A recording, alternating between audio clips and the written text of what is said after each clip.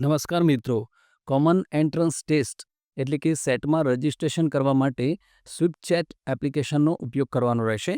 સ્વિફ્ટચેટ application open કરીને CET common entrance test તેના પર ક્લિક કરીશું. ત્યારબાદ નીચે 4 ડોટ્સ આપેલા છે તેના પર ક્લિક કરીશું. તેમાં એડિટ રજિસ્ટ્રેશન પર ક્લિક કરીશું. ત્યારબાદ આઈ એમ અ ટીચર તેના પર ક્લિક કરીશું. ત્યારબાદ સ્કૂલ કોડ એન્ટર કરવાનું રહેશે. જે શાળાનો સ્કૂલ કોડ એન્ટર કરેલ છે તે શાળાની વિગતો જોવા મળશે, જેની ખરાઈ કરી જો વિગતો સાચી હોય તો યસ પર ક્લિક કરીશું, અને જો વિગતોમાં કોઈ ભૂલ હોય અથવા વિસંગતતા જણાય તો નો પર ક્લિક કરી ફરીથી સ્કૂલ કોડ એન્ટર કરવાનો રહેશે. સ્કૂલ કોડ એન્ટર કર્યા બાદ વિગતો ખરાઈ કરી યસ પર ક્લિક કર્યા બાદ ટીચર કોડ એન્ટર કરવાનો રહેશે. શિક્ષકની વિગતો જોવા મળશે, જેની ખરાઈ કરી જો વિગત સાચી હોય તો યસ પર ક્લિક કરશો, અને જો વિગતમાં કોઈ ભૂલ જણાય તો નો પર ક્લિક કરી ફરીથી ટીચર કોડ એન્ટર કરી અને યસ પર ક્લિક કરીશું. સ્કૂલ કોડ અને ટીચર કોડ એન્ટર કર્યા બાદ અને વિગતો ખરાઈ કર્યા બાદ વિદ્યાર્થીઓનું રજિસ્ટ્રેશન કરવા માટે રજિસ્ટર સ્ટુડન્ટ્સ ફોર સીઈટી 2025-26 તેના પર ક્લિક કરીશું. ત્યારબાદ વર્ગ પસંદ કરવાનો રહેશે. ત્યારબાદ જો સેક્શન હોય તો સેક્શન પસંદ કરવાનું રહેશે. ત્યારબાદ વિદ્યાર્થીઓની રજિસ્ટ્રેશન માટે સ્ટાર્ટ અપડેટિંગ સ્ટુડન્ટ ડિટેલ્સ એના પર ક્લિક કરીશું.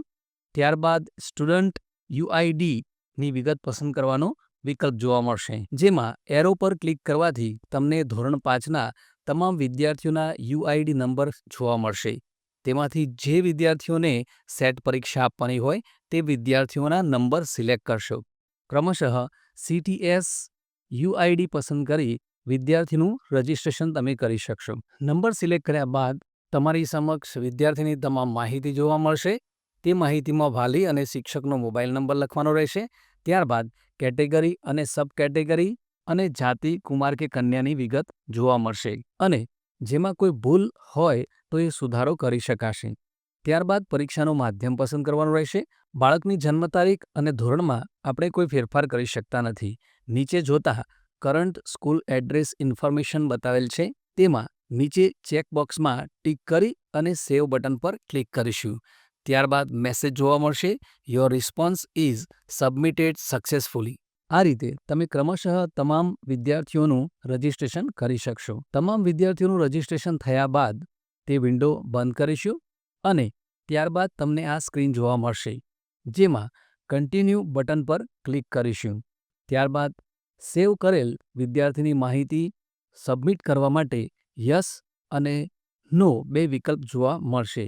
જે વિદ્યાર્થીઓનું રજિસ્ટ્રેશન થયેલ છે તેમનું સબમિટ કરવા માટે યસ પર ક્લિક કરીશું. એક ખાસ નોંધ ધ્યાનમાં લેશો કે એકવાર સબમિટ થયા બાદ કોઈપણ માહિતીમાં આપણે ફેરફાર કરી શકતા નથી. તેથી ખાસ વિદ્યાર્થીની ડિટેલ ચેક કરીને જ સેવ કરવું અને ત્યારબાદ સબમિટ આપવું. તમે જેટલા વિદ્યાર્થીઓનું રજિસ્ટ્રેશન કરેલું હશે અને સેવ કરેલ હશે તે તમામ વિદ્યાર્થીઓનું એક સાથે તમે સબમિટ કરી શકો છો. હવે તમે જોઈ શકો છો કે જે વિદ્યાર્થીઓનું રજિસ્ટ્રેશન કરી સેવ કરેલ છે તેમની માહિતી માત્ર સેવ્ડ લખેલું જોવા મળે છે, અને જે વિદ્યાર્થીઓનું રજિસ્ટ્રેશન કરી સબમિટ કરેલ છે તેમને સબમિટેડ લખેલું જોવા મળશે.